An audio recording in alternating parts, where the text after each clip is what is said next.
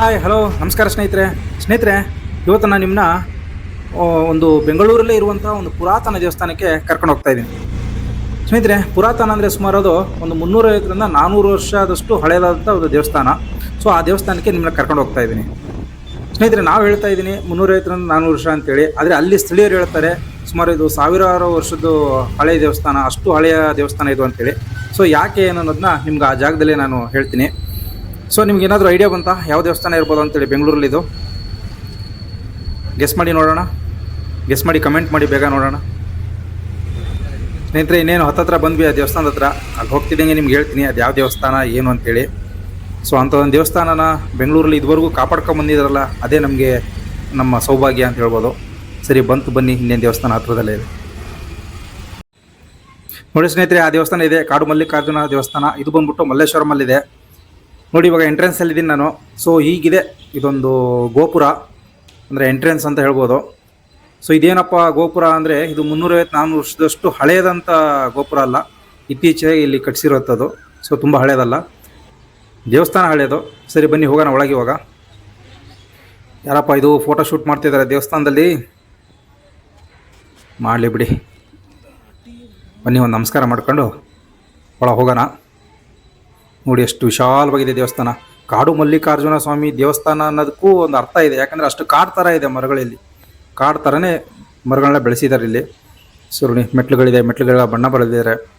ಇಲ್ಲೇನು ಡಿಫ್ರೆಂಟ್ ಆಗಿದೆಯಲ್ಲ, ನಾಗರಕಲ್ಲುಗಳು ಕಾಣಿಸ್ತಾ ಇದೆ ಸ್ನೇಹಿತರೆ ನಿಮಗೆ.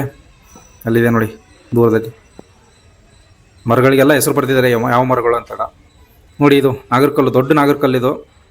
ಸಾಮಾನ್ಯವಾಗಿ ನಮ್ಮ ಹಳೆ ದೇವಸ್ಥಾನ ಹತ್ರ ಎಲ್ಲ ನಾಗರಕಲ್ಲು ಇದ್ದೇ ಇರ್ತವೆ, ಹಾಗೆ ಇಲ್ಲೂ ಇದ್ದಾವೆ. ಸೊ ಬನ್ನಿ ಒಂದ್ಸಲ ನಾಗರಕಲ್ಲನ್ನ ನೋಡ್ಕೊಂಡು ಕೈ ಮುಕ್ಕೊಂಡು ಬರೋಣ. ನಾಗದೋಷ ಏನಾದ್ರು ಇದ್ದರೆ ಪರಿಹಾರ ಆಗಲಿ. ನೋಡ್ರಿ ಮರ ಹೆಂಗಿದೆ, ಇದು ಎಷ್ಟು ಹಳೆ ಮರಗಳು.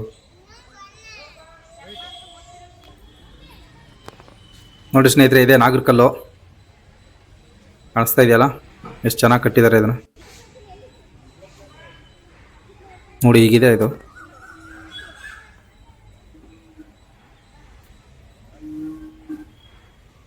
ನಾಗರ ಎಡೆ ಎತ್ತಿದೆ, ಸುಳಿ ಸುತ್ತಕೊಂಡು ಮೇಲೆ ಎಡೆ ಎತ್ತಿ ಕುಂತಿದೆ, ಆ ಥರ. ಬನ್ನಿ ಮುಂದೆ ಹೋಗೋಣ. ಇಲ್ಲಿ ನಿಮಗೆ ಒಂದು ಇದನ್ನೇ ತೋರಿಸ್ತೀನಿ. ಒಂದು ನಾಗರಕಲ್ಲು ನೋಡಿದ್ದೀರಾ, ಇಲ್ಲಿ ಎಷ್ಟೋ ನಾಗರಕಲ್ಲಿದ್ದಾವೆ, 100 ನಾಗರಕಲ್ಲಿದ್ದಾವೆ. ಸೊ ಅದೆಲ್ಲ ತೋರಿಸ್ತೀನಿ ನಿಮಗೆ. ಸಾಮಾನ್ಯವಾಗಿ ಎಲ್ಲ ದೇವಸ್ಥಾನದಲ್ಲೂ ಇದ್ದೇ ಇರುತ್ತೆ ನಾಗರಕಲ್ಲುಗಳು, ಅದೇ ರೀತಿ ಇಲ್ಲೂ ಇದೆ. ನನಗೊಂದು ಖುಷಿ ವಿಚಾರ ಏನಪ್ಪ ಅಂದರೆ ಇಲ್ಲಿ ಇಷ್ಟು ಮರಗಳನ್ನ ಉಳಿಸ್ಕೊಂಡಿದ್ದಾರೆ ಮತ್ತು ಬೆಳೆಸಿದ್ದಾರೆ ಕೂಡ. ನೋಡಿ ಎಷ್ಟು ನಾಗರಕಲ್ಲಿದ್ದಾವೆ ಇಲ್ಲಿ. ಬನ್ನಿ ಮುಂದೆ ಹೋಗೋಣ. ಒಂದು ದೇವಸ್ಥಾನಕ್ಕೆ ಬಂದ್ಮೇಲೆ ಪಿನ್ ಟು ಪಿನ್ ಎಲ್ಲ ನೋಡ್ಬೇಕು ಅನ್ನೋದು ನನ್ನ ಒಂದು ಇಚ್ಛೆ ಸ್ನೇಹಿತರೆ. ಯಾಕಂದರೆ ತುಂಬ ಜನ ಬರ್ತಾರೆ ಸೀದಾ ಅಂದರೆ ಗರ್ಭಗುಡಿ ಹತ್ರ ಹೋಗ್ತಾರೆ, ಆ ದೇವ್ರಿಗೆ ಕೈ ಮುಗಿತಾರೆ, ಬಂದ್ಬಿಡ್ತಾರೆ. ಆಚೆ ಎಲ್ಲ ಹೆಂಗಿರುತ್ತೆ ಏನು ಅದೆಲ್ಲ ಗಮನಿಸ್ತಿದ್ದೀರ ನೋಡಿ, ಮರಗಳು ಹೆಂಗಿದೆ. ನಾನು ಒಂದು ಥ್ಯಾಂಕ್ಸ್ ಹೇಳ್ಬೇಕಾಯ್ತು ಇಲ್ಲಿಯ ಶ್ರೀ ಕಾಡು ಮಲ್ಲಿಕಾರ್ಜುನ ಸ್ವಾಮಿ ಗೆಳೆಯರ ಬಳಗಕ್ಕೆ. ಸೊ ಅವರೇ ಇದೆಲ್ಲ ಇಷ್ಟು ಇಂಪ್ರೂವ್ಮೆಂಟ್ ಇದೆ ಅಂದರೆ, ಇಷ್ಟು ಚೆನ್ನಾಗಿ ನೀಟಾಗಿದೆ ಅಂದರೆ ಅವರೇ ಕಾರಣ. ಸೊ ಅವರು ಇದನ್ನು ಮೇಂಟೈನ್ ಮಾಡ್ತಾ ಬರ್ತಾಯಿದ್ದಾರೆ ಸ್ನೇಹಿತರೆ. ಅವ್ರಿಗೊಂದು ಥ್ಯಾಂಕ್ಸ್ ಹೇಳಲೇಬೇಕು. ನೋಡಿ ಇದು ಶಿವಲಿಂಗ ಮುಂದೆ ನಮ್ಮ ನಂದಿ.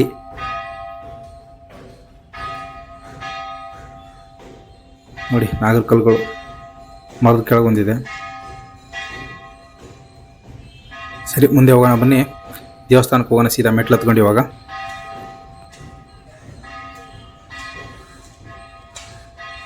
ಎಲ್ಲ ಕಡೆ ಬೋರ್ಡ್ ಹಾಕಿದ್ದಾರೆ ಪವಿತ್ರತೆ ಕಾಪಾಡ್ಕೊಳ್ಳಿ ಅಂತ.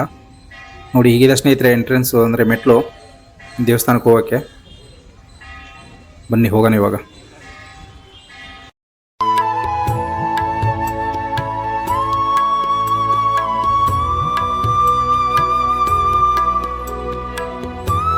ನೋಡಿ ಹೀಗಿದೆ ಕಾಣಿಸ್ತಿದೆ, ಮೇಲಿಂದ ಕೆಳಕ್ಕೆ ನೋಡಿದರೆ ಮೆಟ್ಲು ಹತ್ಕೊ ಬಂದು.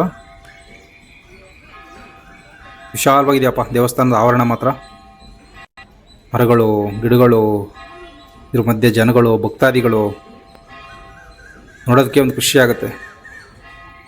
ಬಂದರೆ ಇಂಥ ದೇವಸ್ಥಾನಗಳು ಬರ್ಬೇಕು ನೋಡಪ್ಪ, ನೆಮ್ಮದಿಯಾಗಿ ಒಂದು ಅರ್ಧ ದಿನ ಆದರೂ ಸ್ಪೆಂಡ್ ಮಾಡೋಬೇಕು. ಬನ್ನಿ ಒಂದು ನಮಸ್ಕಾರ ಮಾಡ್ಕೊಂಡು ಒಳ ಹೋಗೋಣ.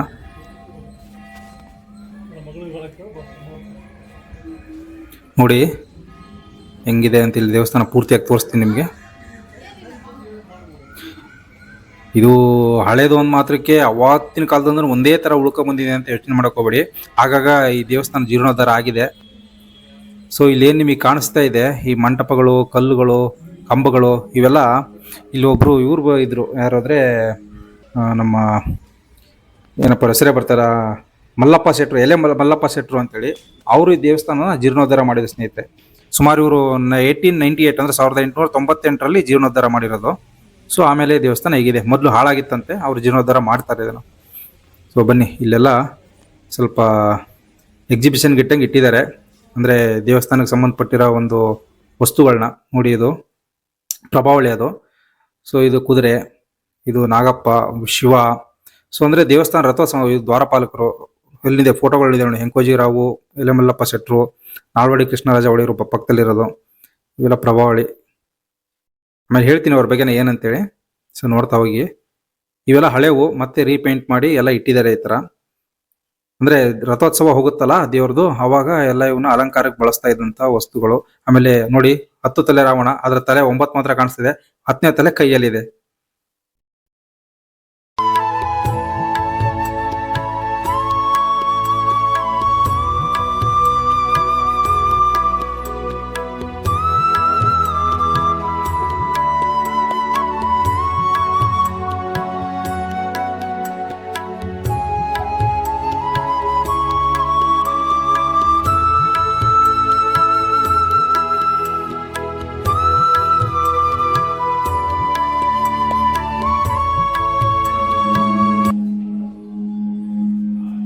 ನೋಡಿ ಸ್ನೇಹಿತರೆ, ಇವಾಗ ನಾವು ಗರ್ಭಗುಡಿ ಒಳಗೆ ಬಂದಿದ್ದೀವಿ.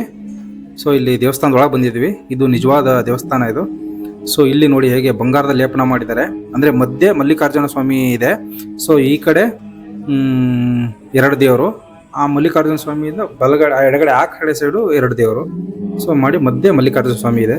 ಇಲ್ಲಿ ನೋಡಿ, ಇದು ಫಸ್ಟ್ ಕಾಣೋದು ಬಂದ್ಬಿಟ್ಟು ಶಿವ, ಇದ್ರ ಪಕ್ಕದಲ್ಲಿ ಇರೋದು ವಿನಾಯಕ. ಸೊ ಇನ್ನು ಈ ಕಡೆ ಎಡಗಡೆ ಸೈಡ್ ನೋಡಿದರೆ ಅಂದರೆ ನಮ್ಮ ಬಲಗಡೆಗೆ ಇಲ್ಲಿ 2 ದೇವರುಗಳಿದ್ದಾವೆ.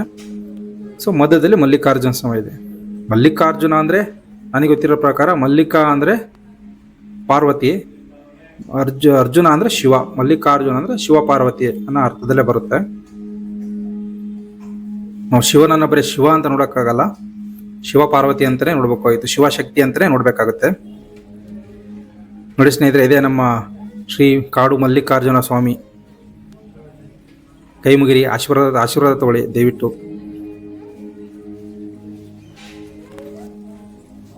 ಇನ್ನೂ ಸ್ವಲ್ಪ ಜೂಮ್ ಆಗಿ ತೋರಿಸ್ತೀನಿ ನಿಮಗೆ. ಸ್ವಲ್ಪ ಇವತ್ತು ಜನ ಜಾಸ್ತಿ ಇದ್ದಾರೆ, ಹಾಗಾಗಿ ಅಷ್ಟು ತೋರ್ಸಕ್ಕೆ ಆಗ್ತಾ ಇಲ್ಲ.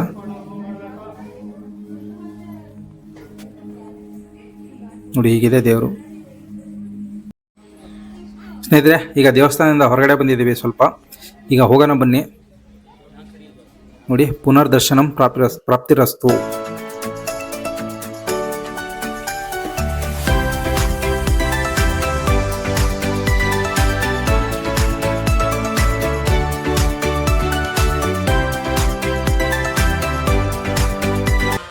ಸ್ನೇಹಿತರೆ, ಇಲ್ಲೊಂದು ದೇವಸ್ಥಾನ ಇದೆ ನೋಡಿ. ಇದು ಸಿದ್ಧಿವಿನಾಯಕ ಸ್ವಾಮಿ, ಮಧ್ಯ ಇರೋದು ಸುಬ್ರಹ್ಮಣ್ಯ ಸ್ವಾಮಿ, ಆ ಕಡೆ ಸೇರೋದು ಕನಕದುರ್ಗಾ ಸ್ವಾಮಿ,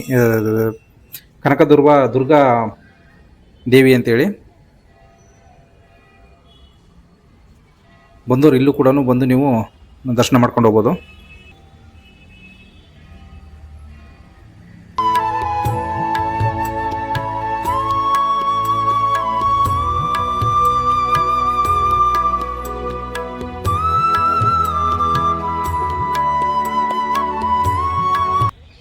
ಸ್ನೇಹಿತರೆ, ವಿಡಿಯೋ ಮಧ್ಯದಲ್ಲಿ ನಾನು ನಿಮಗೊಂದು ಫೋಟೋ ತೋರಿಸಿದ್ದೆ, ವೆಂಕೋಜಿರಾವ್ ಅಂತೇಳಿ. ಅವ್ರು ಬೇರೆ ಯಾರೂ ಅಲ್ಲ, ನಮ್ಮ ಛತ್ರಪತಿ ಶಿವಾಜಿ ಮಹಾರಾಜರ ಅಣ್ಣ. ಸೊ ಅವ್ರ ಫೋಟೋ ಯಾಕಪ್ಪ ಇದೆ ಅಂದರೆ, ಅವರು ಈ ದೇವಸ್ಥಾನಕ್ಕೆ ಒಂದು ಹಳ್ಳಿನ ದತ್ತಿಯಾಗಿ ಕೊಟ್ಟಿರ್ತಾರೆ. ಹಳ್ಳಿ ಹೆಸರು ಏನಪ್ಪ ಅಂದರೆ ಮೇದರಲಿಂಗನ ಹಳ್ಳಿ ಅಂತೇಳಿ. ಅಂದರೆ ಇವತ್ತಿನ ಮಲ್ಲೇಶ್ವರ, ಅಂದರೆ ಈಗ ಮಲ್ಲೇಶ್ವರಂ ಅಂತ ಕರಿತೀವಲ್ಲ ಅದು. ಅವ್ರು ಕೊಟ್ಟಿರೋ ವರ್ಷ ಯಾವುದಂದರೆ 1669. ಓಕೆನಾ. ಇನ್ನೊಂದು ಫೋಟೋ ಯಾವುದಂದರೆ ನಾಲ್ವಡಿ ಕೃಷ್ಣರಾಜ ಒಡೆಯರ್ದು. ಅವ್ರದ್ದು ಯಾಕಪ್ಪ ಇದೆ ಅಂದರೆ, ಇಲ್ಲಿ ಏನು ಬ್ರಹ್ಮರಥೋತ್ಸವ ಅಂತ ನಡೆಯುತ್ತಲ್ಲ ಶಿವರಾತ್ರಿ ಟೈಮಲ್ಲಿ, ಅದನ್ನು ಶುರು ಮಾಡಿದ್ದು ಅವರಂತೆ. ಸೊ ಹಾಗಾಗಿ ಅವ್ರ ಫೋಟೋನು ಇಲ್ಲಿ ಇಟ್ಟಿದ್ದಾರೆ. ನೀ ಅದು ಹೆಂಗೆ 1669 ಅಂತ ಎಕ್ಸಾಕ್ಟಾಗಿ ಹೇಳ್ತೀಯ ದಾನ ಕೊಟ್ಟಿರೋ ಡೇಟ್ನ ಅಂತ ಅಂದರೆ ಸ್ನೇಹಿತರೆ, ಕೇಳಿದರೆ ನೀವು ಅನುಮಾನ ಬಂದರೆ ನಿಮಗೆ, ಅದಕ್ಕೆ ಇಲ್ಲೊಂದು ಸಾಕ್ಷಿ ಇದೆ ನೋಡಿ. ಇದೇ ಆ ಸಾಕ್ಷಿ.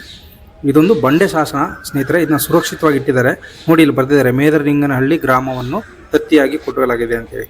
ಅಂದರೆ ಅವರು 1669 ಈ ಹಳ್ಳಿನ ದಾನವಾಗಿ ಕೊಡ್ತಾರಂದರೆ ಸೊ ಮುಂಚೆನೇ ಇಲ್ಲಿ ದೇವಸ್ಥಾನ ಇತ್ತು ಅಲ್ವಾ, ದೇವ್ರು ಇತ್ತಲ್ವಾ ಅಂತ. ಅಂದರೆ ಅದಕ್ಕೆ ಇಲ್ಲಿ ಜನ ಹೇಳ್ತಾರೆ ಅಂದರೆ ಲೋಕಲ್ಸು, ಸಾವಿರಾರು ವರ್ಷಗಳ ಹಿಂದೆನೇ ಇಲ್ಲಿ ದೇವಸ್ಥಾನ ಇತ್ತು ಅಂತ. ಸೊ ಇಲ್ಲಿಗೆ ಸ್ವತಃ ಅಕ್ಕಮಹಾದೇವಿ ಕೂಡ ಭೇಟಿ ಕೊಟ್ಟಿದ್ರಂತೆ ಹಿಂದೆ. ಓಕೆ ಸ್ನೇಹಿತರೆ, ಮುಂದಿನ ವಿಡಿಯೋದಲ್ಲಿ ಸಿಗೋಣ. ನಮಸ್ಕಾರ.